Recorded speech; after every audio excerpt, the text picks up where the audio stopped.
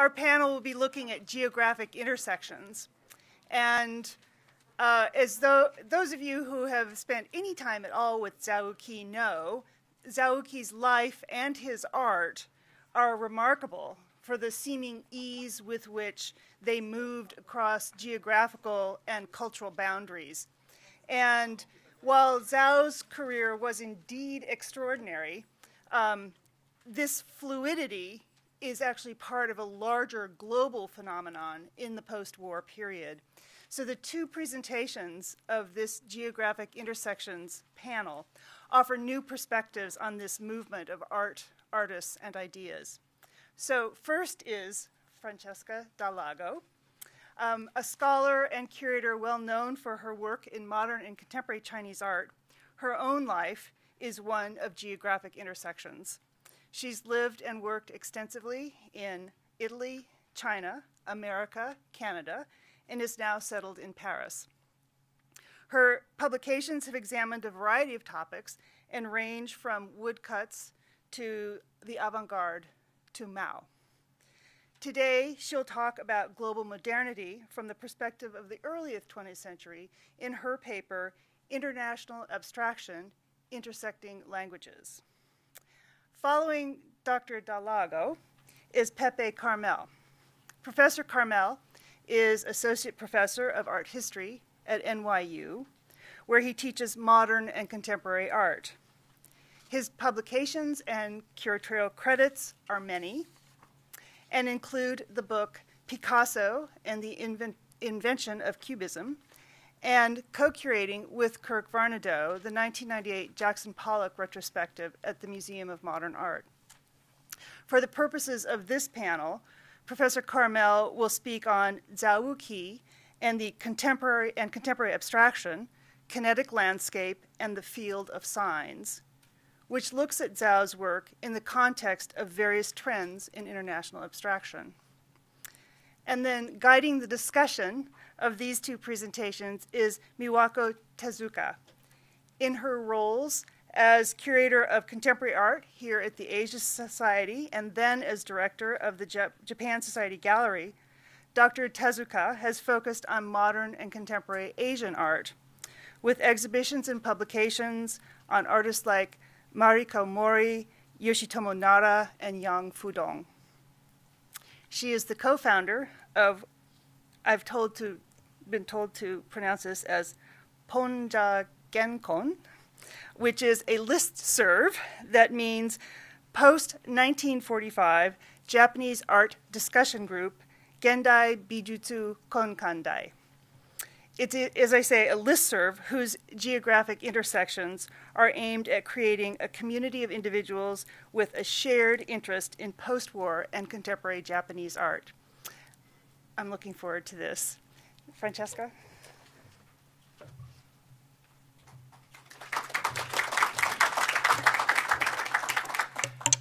First of all, I would like to thank very much Michelle, Une, and Anne Kirkhope for all their effort to bring me here, like with not too long time of advance, but it's so wonderful, and all the effort to the slightest details that they are taking care of really made this my coming a great pleasure. The pleasure has been enhanced by listening to the talks of the previous speaker, whom I feel I'm just going to basically repeat, because a lot of the concepts I want to discuss today have already been mentioned, but it's actually one of those things that make you very happy when you discover other people are actually thinking of the same direction, even if they haven't written about it, so it strengthens your idea. I saw this image on the catalog, and I asked to have a copy of it, but I didn't realize how topical it would have been after the other talks, the first two talks today, and the importance that calligraphy seems to hold within this international abstraction. Therefore, yeah, I'm very happy I chose it. And this is there will be a caption later on, but this is an early work by Zao Wou-Ki on paper. So this goes like that.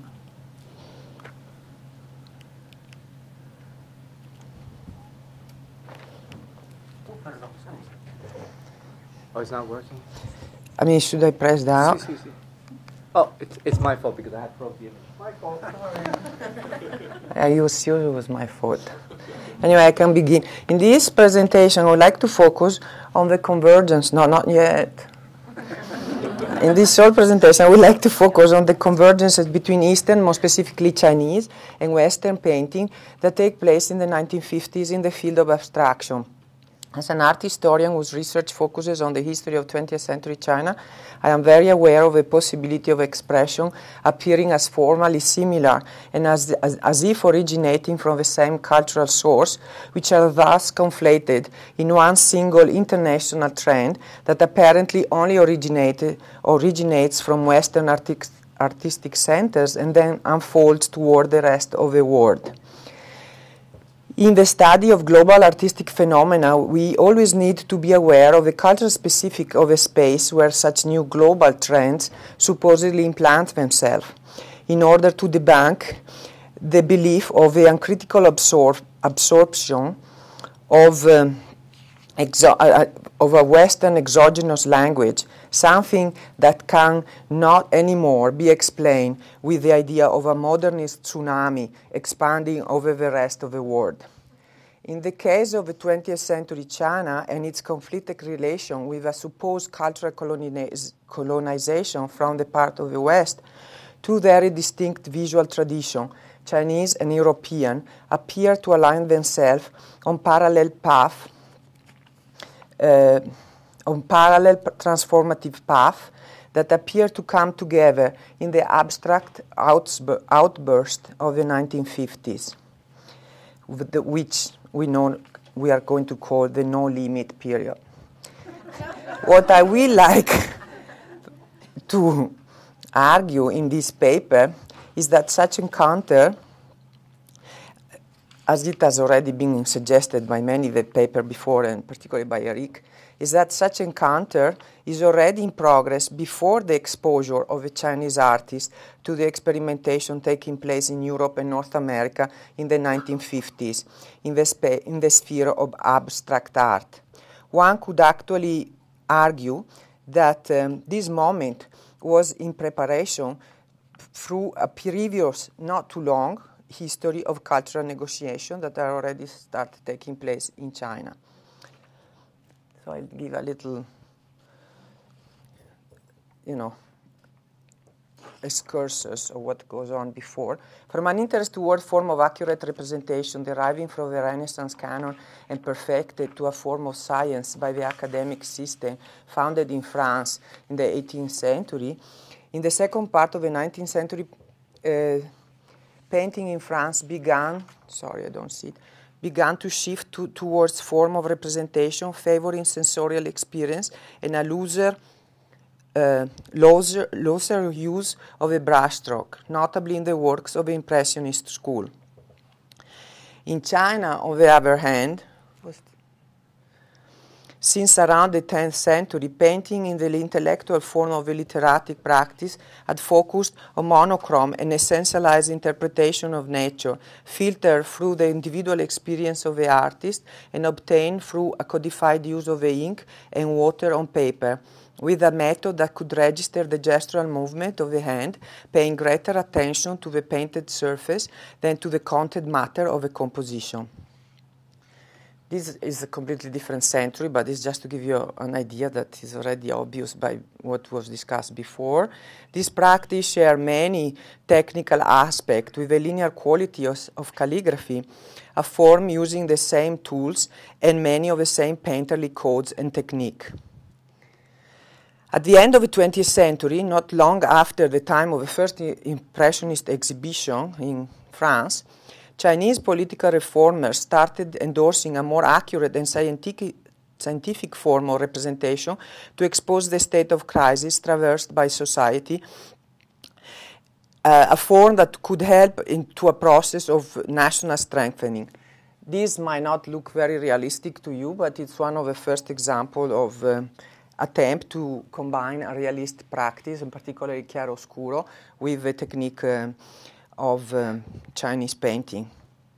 And this is the head of the famous Linang School, which was the first school to promote such a combination. During the first 2 decades of the 20th century, and in larger numbers after the surmise of the imperial system in 1911, like Eric discussed before, artists from China traveled to either Japan or France to embrace firsthand the study of Western academic painting.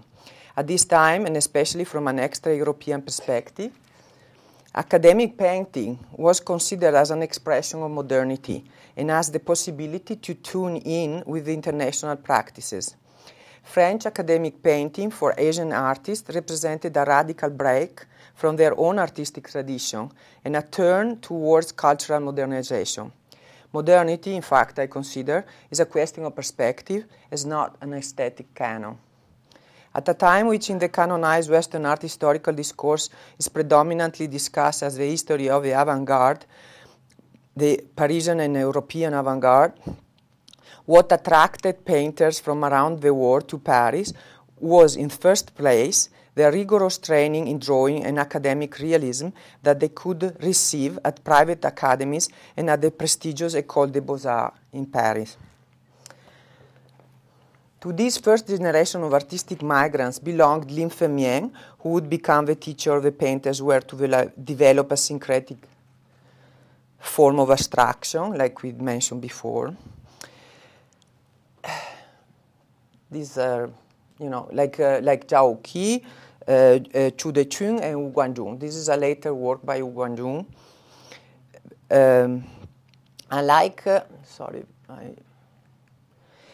Unlike Xu Beihong, the author of this drawing, another influential painter who went to France in the same period and a formidable promoter of academic realism, who later founded the academic curriculum of academies in China after 1949, Lin Fengmian did not consider realism as a viable option for the long-term modernization of Chinese painting. In 1926, on the Eastern Miscellanea, he published an article in which he advanced the integration of Eastern and Western painting to produce an artistic expression that could capitalize on pre-existing form of representation and at the same time echo, from an indigenous perspective, the deconstruction that already similar to those which were already adopted during the same time by European avant-gardes. Simply put, given the pre-existing history of painting, Lin espoused a syncretic approach between the European and Chinese tradition to produce an artistic form which could be both modern and national. This is another work by Xu Beihong, which represents the other choice that was provided or suggested for the modernization of Chinese painting. This formal experiment that could echo some of the practices of the Western avant-garde, in particular the Fauvist production, while at the same time retaining the legitimacy of a traditional pictorial sensibility, began well before the transition and the migration to France in the late 40s and early 50s of the artists that we now generally define as the second generation of modern Chinese painter. This time of adoption and experimentation with either completely exogenous forms such as realism or with the possibility of a syncretic approach only last less than 2 decades. If one considers that the first artists to be trained in France left China in the early 20s and returned towards the late 20s, and that China coastal areas where most of these activities were taking place were invaded by Japan in 1937. This initiated a long period of warfare and uncertainty that profoundly disrupted artistic practices and forced many artists to shift to form of political commitment, which continued until the communist takeover in 1949, and then became, as we know very well, the norm of Chinese artist production from the 50s onward. The formalist experimentation endorsed by Lin Fengmian in the Hangzhou Academy and by the artists who were part of the faculty of the Shanghai Art School, led by Liu Haisu, who had largely been exposed to post-impressionism during the period of study in Japan, because Japan is, we have to remember, another very important source of contacts of artistic modernization. So I was saying these experiments were stunted first by the war and then by this long time of political and social upheavals. The experiment towards the disintegration of the figure were then largely taking place during a period of big upheavals. Given the situation of political disintegration of China in different zones of influence among the communists, the nationalists, and the Japanese, this period is still scarcely researched and discussed. This is also due to the fact that this kind of experimental production has been largely lost, either because of the war or because of the political attacks that he received later during the period of the Cultural Revolution, including, for example, the whole body of work of Lin Fengmian, which was completely destroyed partially by the artist himself during the Cultural Revolution. So we have basically very, very few works by Lin Fengmian that date back to the period previous to the Cultural Revolution, let alone this period.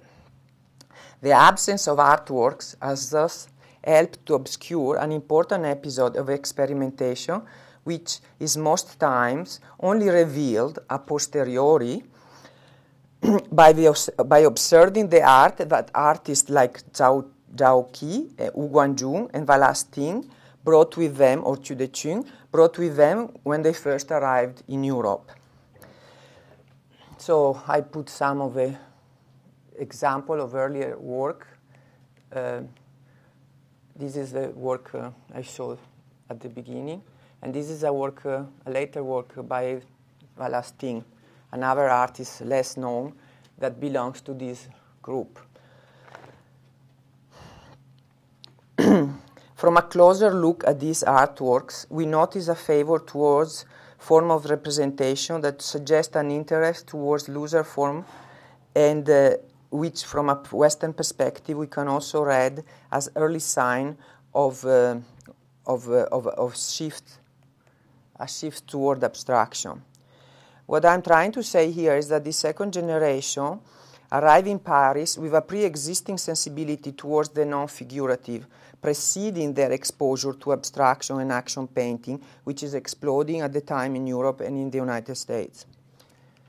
To conclude my presentation, I would like to focus on some photos that I was recently provided in the course of a research for an article I contributed to the catalog of an exhibition on Wallace Ting, an artist of the same generation I just mentioned, which is now on view in Paris at the Musée Sarnowski. Ting arrived in Paris in 1952, only 4 years after Zao Wou-Ki.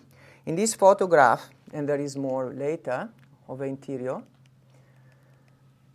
in these photographs, documenting an exhibition the artist organized in Hong Kong shortly after his arrival from China and not long before his departure to Paris.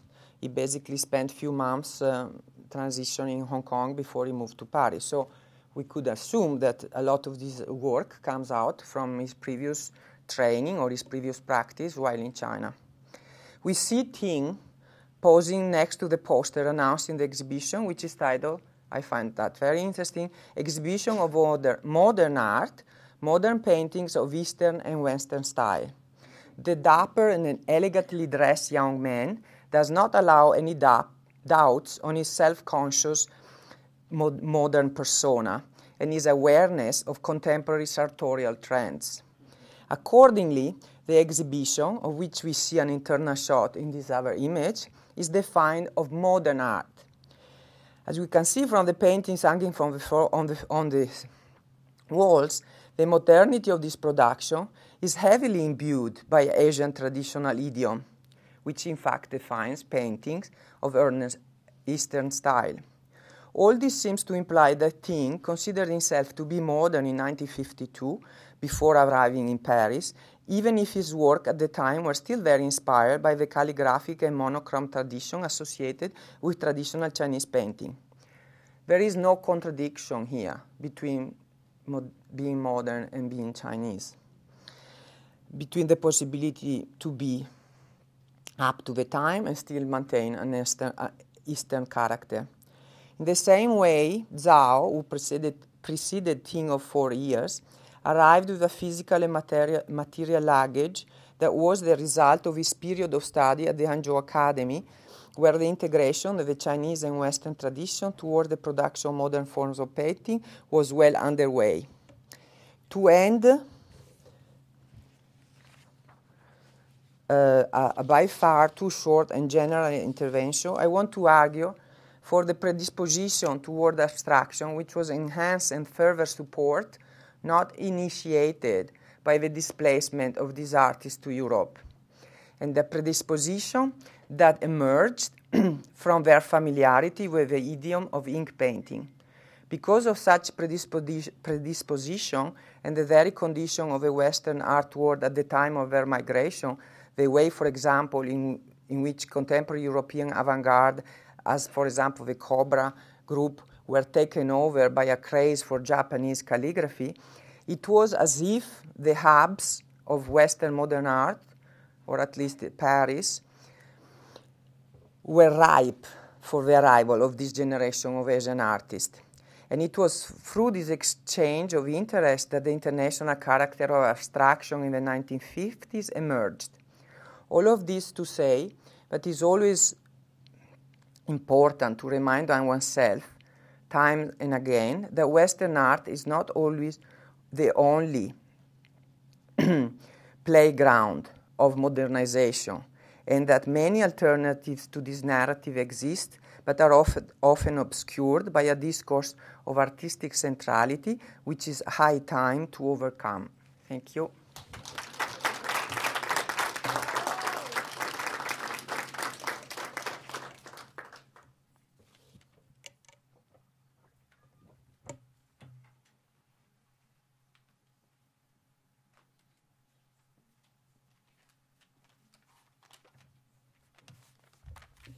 Good afternoon, everybody. So let me start with a photograph that's close to one that Eric showed us earlier. This is taken at the Gallery Pierre Loeb, and it shows, starting at the far left, Jean-Pierre Riopel, Jacques Germain, Maria Elena Vieira da Silva, Pierre Loeb himself, the dealer, Georges Mathieu, and Zao Wou-Ki at the Gallery Pierre in 1950. And I'm starting with this because, in a sense, I want to discuss Zao not so much as a Chinese painter as a French painter. And I'm going to focus largely on the relevance of the gallery and the other artists in this gallery to Zao's work, although, given the time limits, I'm only going to talk about Riopel and Mathieu, not about Vieira da Silva, though she's also, in fact, relevant. So I want to approach two main themes, the kinetic landscape and the field of signs. The kinetic landscape is a phrase I'm using to describe a kind of painting that emerges in Paris right after World War II, epitomized here by the painting on the right by Jean Bazin, Noon, Trees, and Rocks, which I'm comparing to a Kandinsky you all know well from the Guggenheim. These are pictures that give a sense of a world in motion, full of color, lines flying this way and that way, a tremendous sense of motion.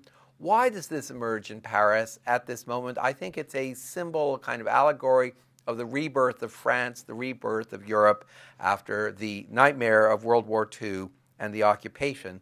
So it is in part, in the context of this kind of work, of this kind of movement, something that has largely been forgotten or ignored here in the United States. In France, there has been a partial recovery of this period in exhibitions like Abstractions lyrique that Eric de Chassis did a few years back.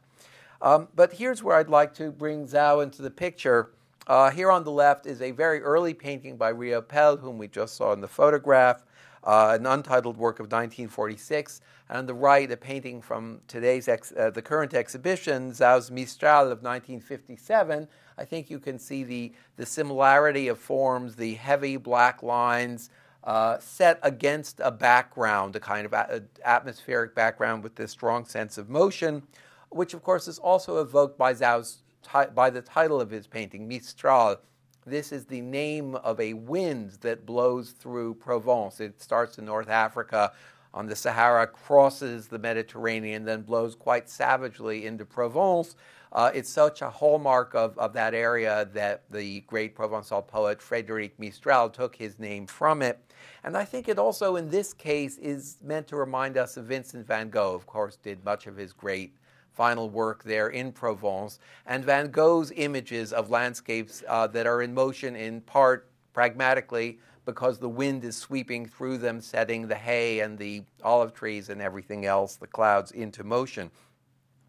Now, there's an interesting question here about the centrality or not centrality of this motif in Zao's work. On one hand, it's something that you find in the work of later artists from East Asia. I'm showing you here, slightly cropped, I think, on the left, Li Yufan, called Vent d'Est, East Winds #1 from 1984, a good 30 years later. However, this is also in the Pompidou collection, and I'm a little uncertain as to how much this is a characteristic of the art and how much this is something that appeals to French taste and therefore perhaps ends up in French collections.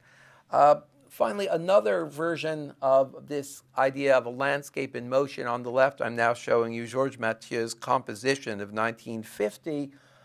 Mathieu, of course, leaves behind the explicit reference to landscape and uses these long, one might say, calligraphic strokes of the brush to evoke a tremendous sense of energy, a tremendous sense of motion. As you probably know, he would, like Yves Klein, do performances where people could watch him sweeping his brushes up and down across often very large canvases. And I think there's a kind of deliberate homage to Mathieu in Zao's painting on the right, which is also an homage, of course, to John F. Kennedy, as the title tells us, 22/11/63, and the painting is from 1963.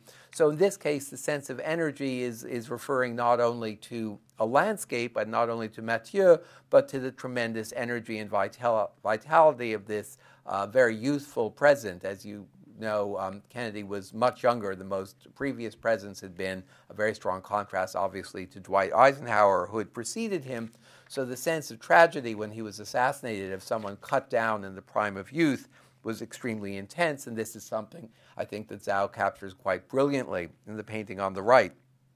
Now, having begun to shift to the theme of calligraphy, I want to talk about, in the remainder of this paper, about Paul Klee, Zao, and an international language of signs, or a field of signs. But let's start with Klee. Here, an image by Zao that we've already seen on the right from a lithograph in that portfolio, which was accompanied by Henri Michaud's text. And for comparison on the left, I'm putting in one of Paul Klee's more famous works, Fish Magic of 1925. The Zao is from 1950. And to pick up on a theme that's already been mentioned, it's striking how much Klee served as a model and an inspiration for global art of the 1950s.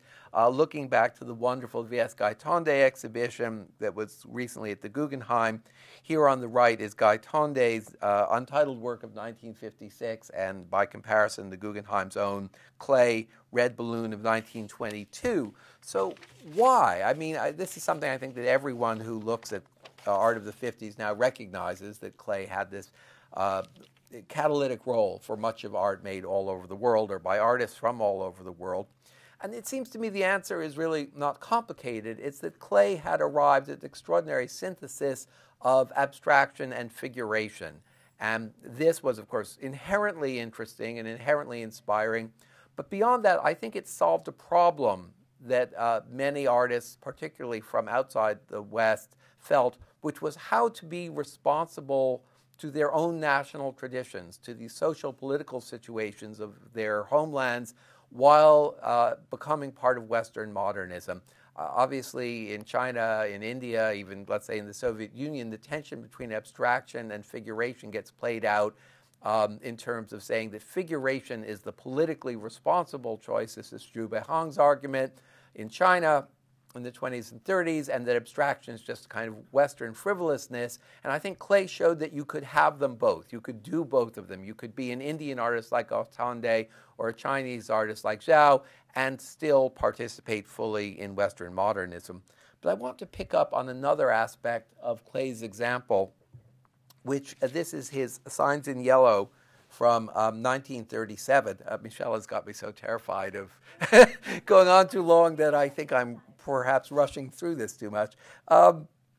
Okay, so we're looking at his Signs in Yellow from 1937, and this is obviously much later than the work on the left, but it's a topic that became of central interest in Clay's later work, which was the creation of marks, typically black marks floating against a gridded, colored field that begin to suggest signs that look like letters of the alphabet or look somewhat like ideographic signs without necessarily coalescing into anything legible, neither a letter nor a recognizable form. Now, in other pictures, I mean, indeed, some of these look a little bit like Chinese characters. In other pictures, they do. In other pictures, the signs turn into a boat or a flag or a house or something you can recognize.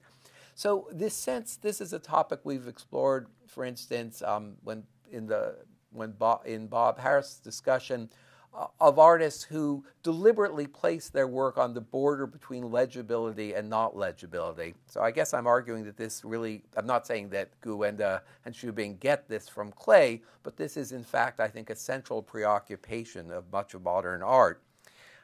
In the French context, to come back to Zao, now I want to come back to Henri Michaud. It's abundantly clear how the two of them were very close, and we've learned from the fantastic catalog and the fantastic exhibition how Michaud's writings were important to Zao and how Zao's art was important to Michaud as a writer. I want to reiterate an example, a comparison that I think Eric made earlier between Michaud's own art. I mean, Michaud was both a poet and a visual artist. And here on the left is his Movements of 1951, on the right, Zhao's Black Crowd of 1954. And so here we have a Western example of playing with the idea of the calligraphic sign in a way, something that may have said to Zhao, okay, you can take this element from the Chinese tradition and bring it into the West. It will not be completely foreign. Here is a point of contact. There is something that is different in Michaud, I think, different from the Chinese tradition, which is that Michaud's signs, as a rule, are human figures. They are, if you stare at them long enough, they reveal themselves to have a head, arms sticking out, legs dividing. They are almost always some variant on a figure. They seem to be running, falling, tumbling through space. The movement is charged with a great deal of existential anxiety. This is part of the brilliance of the work. And I can't help feeling that some of that then feeds into Zao's calligraphic or semi-calligraphic imagery, such as in the painting on the right. We've also already seen a comparison between Zao's work and that of Mark Toby. Here I want to mention, on one hand, the West Coast artists, as I think Eric mentioned, American West Coast artists were much more explicitly interested in East Asian art, in Japanese art and Chinese art as a source, as a model, than some of the East Coast artists like Franz Kline or Pollock, who are said to be calligraphic. So here we have a verifiable connection in a work like Toby's Transit. But there's another factor here, which is the interest of Toby and, for that matter, Pollock in Native American imagery, and specifically Northwest Coast Indian imagery, so that we're seeing a fantastic fusion of different elements here, of looking to East Asia, looking to Native American culture in Toby, and I don't know whether this was something that Zao was aware of, but it's an example of this global art world of the 50s and the way that artists were very self-consciously bringing together many different sources, many different traditions. And then here, to come to an artist that Iftikhar has already shown us, this is Hossein Zenderudi's Les Villes Lointaines, Distant Cities of 1968. And I'd like to note a difference here. Again, as Iftikhar pointed out, this is an example of calligraphic abstraction from the Middle Eastern tradition as compared to something that has an East Asian as well as Parisian component. There's a key difference here, however, that I think is worth underscoring, which is the sense of a field of signs, that in Zenderuti, there's nothing but signs. They may or may not be legible. If Karmel, we can talk about that later. But they make up the whole field. It's through their getting larger, smaller, moving in kind of waves that they create the sense of an atmosphere swaying, winds blowing, much an imagery related to that of Zao's work or Riopel's or Bazin's. Whereas the signs in Zao's work remain discrete. The work of conveying a field and a landscape is delegated to the more brushy, painterly spaces of the background. And I want to focus on this idea of field because it's an important distinction to make amongst different types of calligraphic abstraction. To just turn for a moment to a very different type. Here is a kind of canonical comparison. On the left, Franz Klein's Nijinsky of 1950. On the right, a work by the great Gutai painter Kazuo Shiraga. Jibose Iman Shin, the Chinese hero, painted in 1961. There were times we could go into the differences, the cultural references embedded in Shiraga's work, but just to stay with what's similar here, there's these big, bold marks. It's like we're zooming in on the individual character. We're intensely aware of the energy that went into the making of each stroke, or that is suggested by the presence of each stroke. Of course, in Shiraga's work, the twist is that he's doing this with his feet, not with his hands. So there's another kind of bodily imagery there. But this, of course, I want to underscore, is very, very different from the kind of calligraphy, the purpose of the calligraphy in Zao, in Zenderuti, in Michaud. It's a kind of gestural, visceral, muscular sense that I think is not absent from, but much less pronounced in the other artists.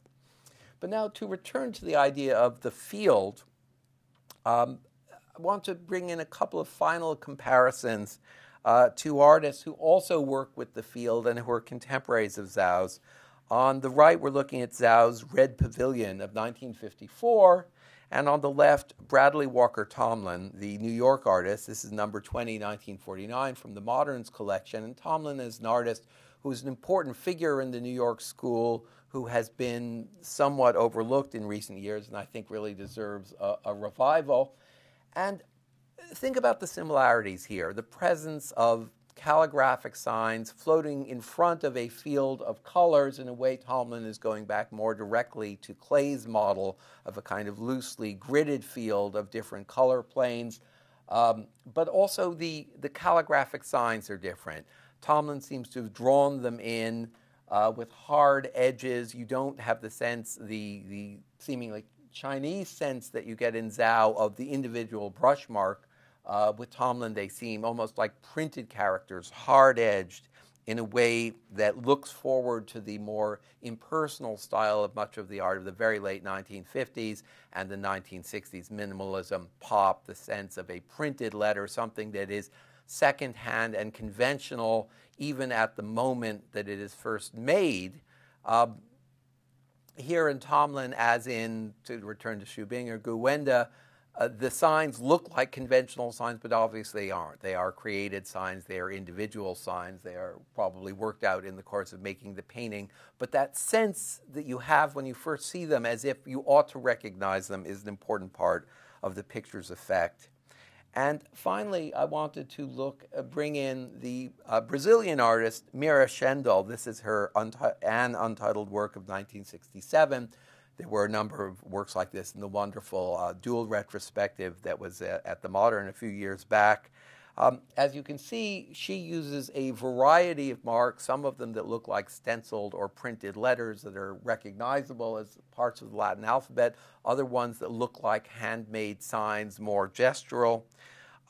There is some atmospheric painting, so to speak, in the background, a little bit of color, a little bit of gray, modulating the field, but principally the sense of a field of an atmospheric environment is created by the shift from larger to smaller letters, by a increasing and decreasing density across the field of the picture. In that sense, in fact, more like Zenderuti.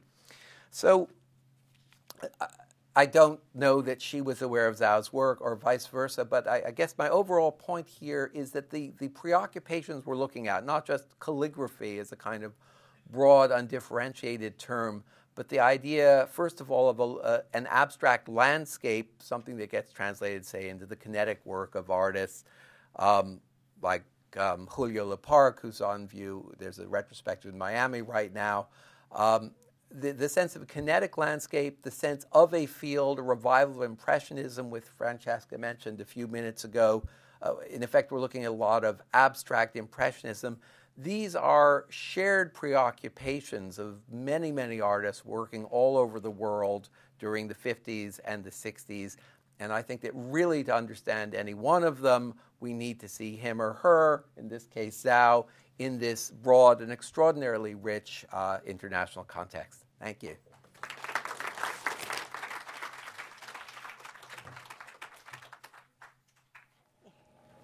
Well, thank you very much for this wonderful talks. So the title of this session is Geographic Intersections, and I think we've touched upon various points that deserves a lot of heavy discussion in global terms. And I think, first of all, I think, Francesca, you made a very, very important statement, in fact, that modernism happens not in one directional order. It is multi-directional fluid motion. Oftentimes, it's temporary fluidity, but also geographic fluidity. So I am interested in how you both feel about how this multi-directional development of modernity continues to today. And the second point that I want you both to also talk about is this issue or the focus on calligraphy. And you both use this term synesthesis or synthesis of abstraction and calligraphy. And in the first panel, we already talked about this legibility and illegibility and how that kind of marked distinctions can create point of not perception or understanding, but oftentimes misunderstanding, and also this sense of dislocation. If you don't understand something written on the canvas or paper, you immediately kind of shift your brain into reading a pictorial language rather than reading written letters as in a certain culture. And then also the topic about the field. And I think it's also related to how landscape figures in these abstract painters from various cultures. And because we're talking about artists from different cultural backgrounds and also different environment in which they grew up, there must be some sort of geographic specificity, perhaps, in terms of how they react to natural environment. And I wonder how that could figure in the way they approach abstraction. And the last one is surrealism. And we might not have time for covering everything like this, because surrealism, as you know, was really one of the first global modernist movement of early 20th century.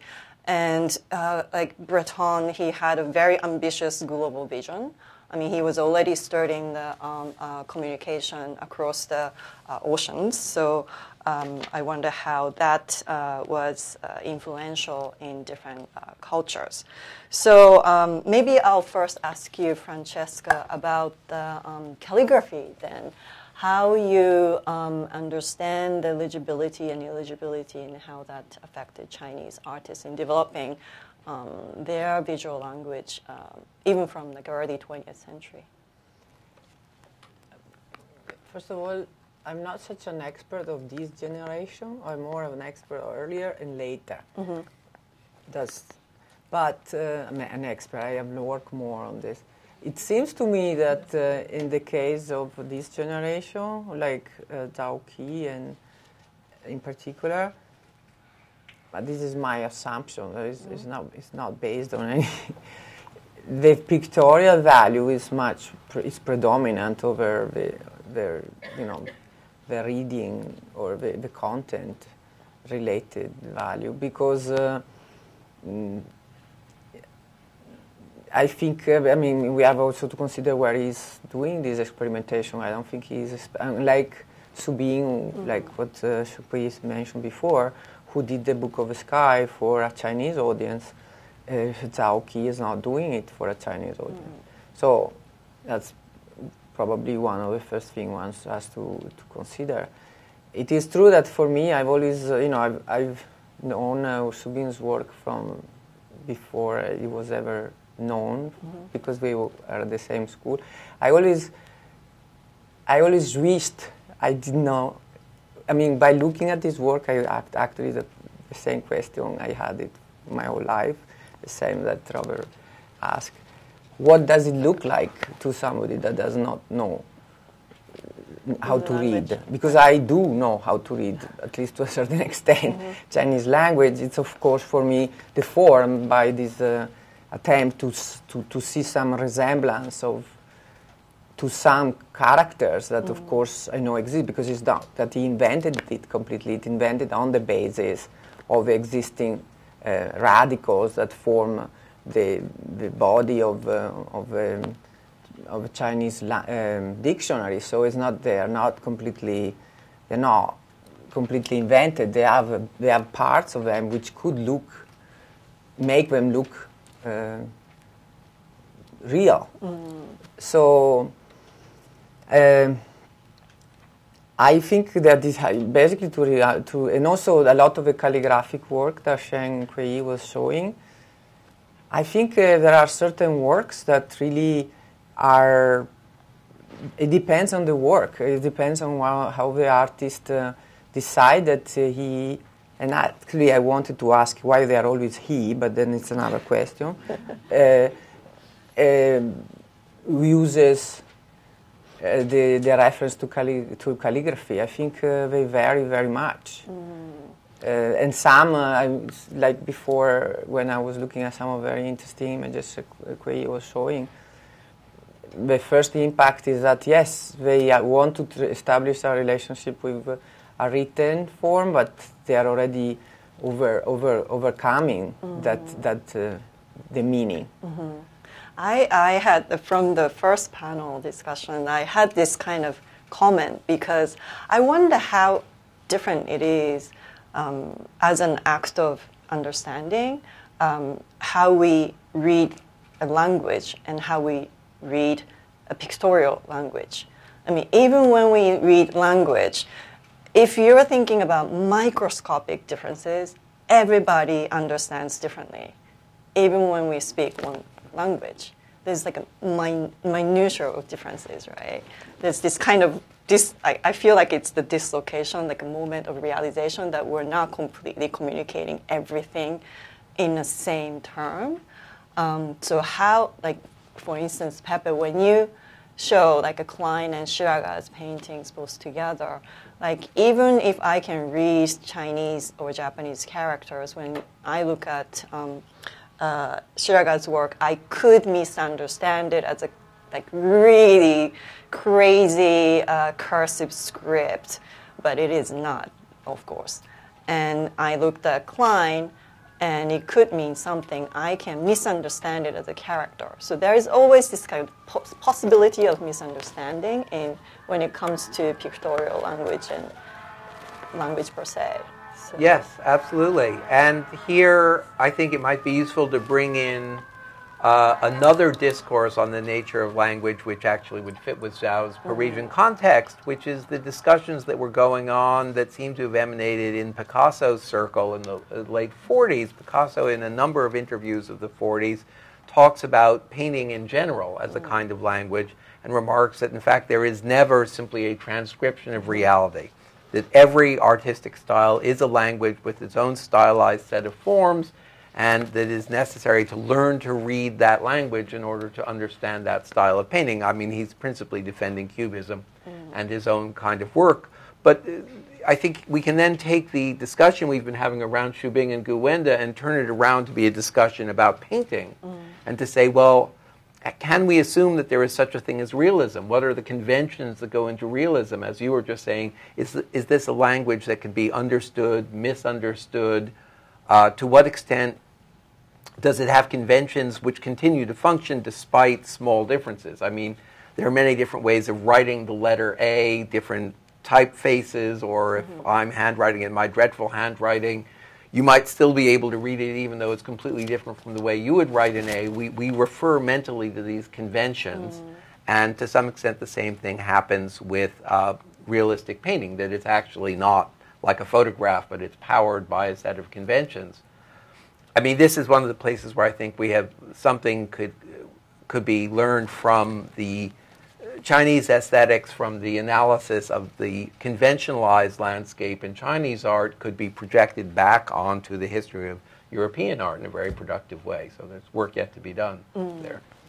So, yes, there needs to be a lot more work to be done.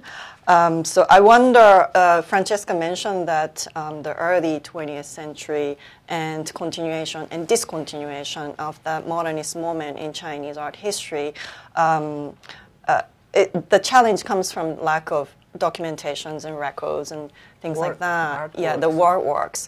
So how, I wonder, this is like a panel discussion in my way of understanding this panel is like, how did artists find each other in the age of no internet?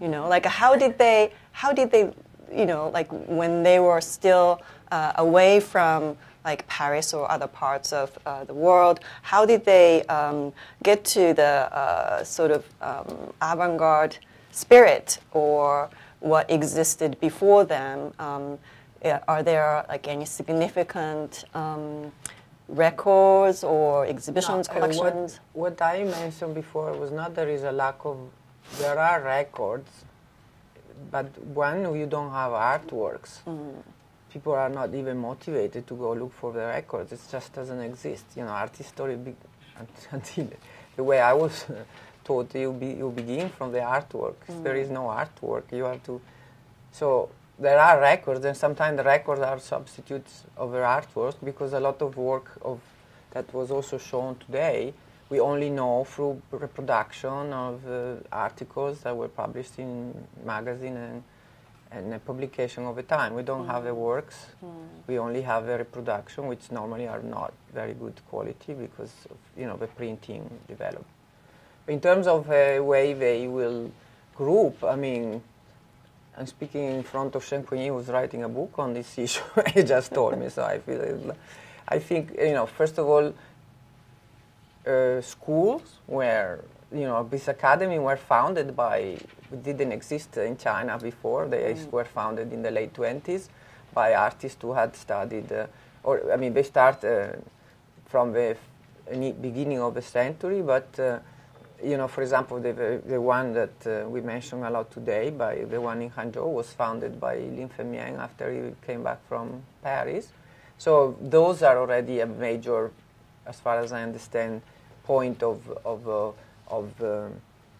connection, because according to the style or the interest of a certain group, other people that the dean or that the leading personality on certain academy will invite other artists that will fit in their vision. So, you know, up to this day, the lineage of these schools is, for me at least, sometimes very interesting, because we have the one in Beijing that was founded, I mean, that's his story, but there was Lin Femian working there, but then he moved to Hangzhou, and then it would become kind of, after 49, it was very much a territory of Subehung, and then there was Nanjing, there were also other, so, and an artist gravitated around this.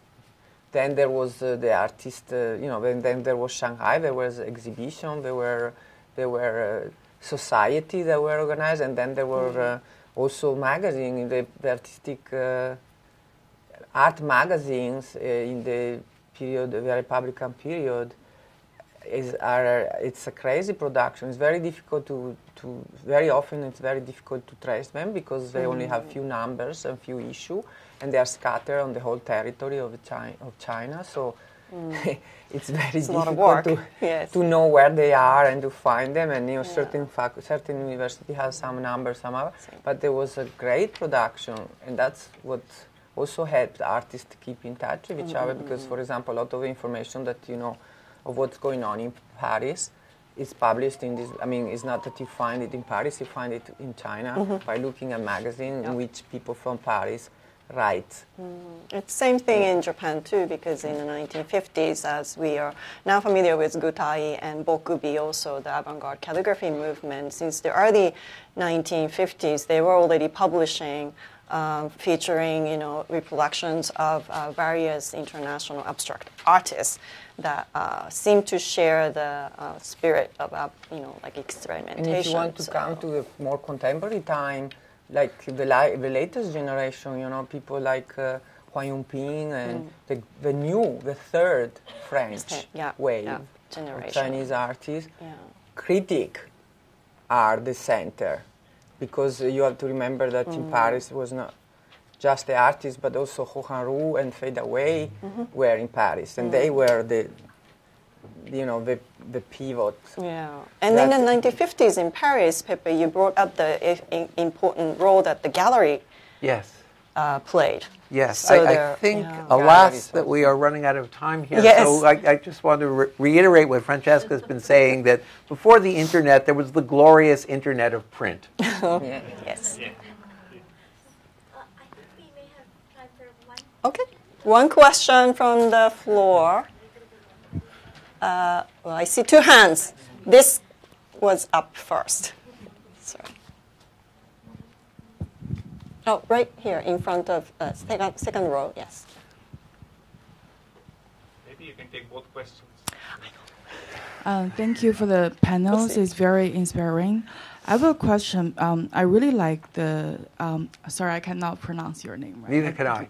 Yeah, yeah. When you compare with Zao Wou-Ki's work with the other artists, so I would like to know why Zao Wou-Ki's work can share lots of similarities, but still maintain identifiable as well as give you a profound feeling. Because I've seen the exhibition. Yeah, that's it. Yeah. Well, thank you. I mean, that's what artists do. They take components and then they remake them into a new whole that's different. Or as I think the French philosopher Blaise Pascal wrote, he said, when I play tennis, I use the same ball as everyone else, but I hit it differently.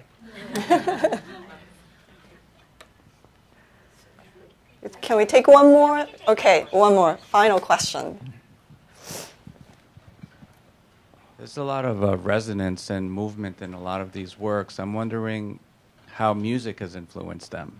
There was no talk about the musical aspect of this whole thing. Good question. I think we might have to go back to the curators for an answer on this one.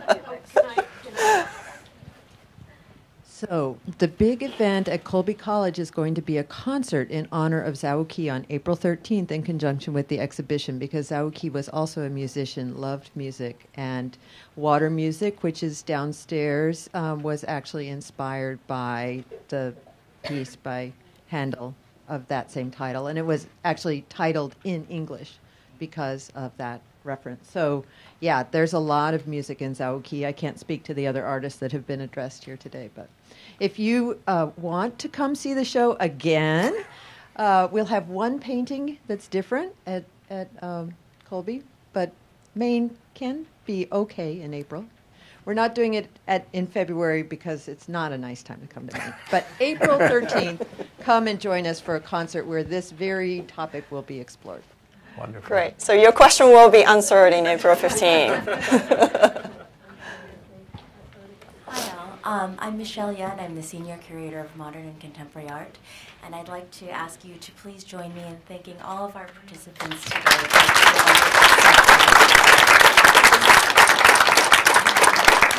They really gave us so much food for thought, and I hope that this afternoon's proceedings will generate much new scholarship in the field. This concludes our program for today.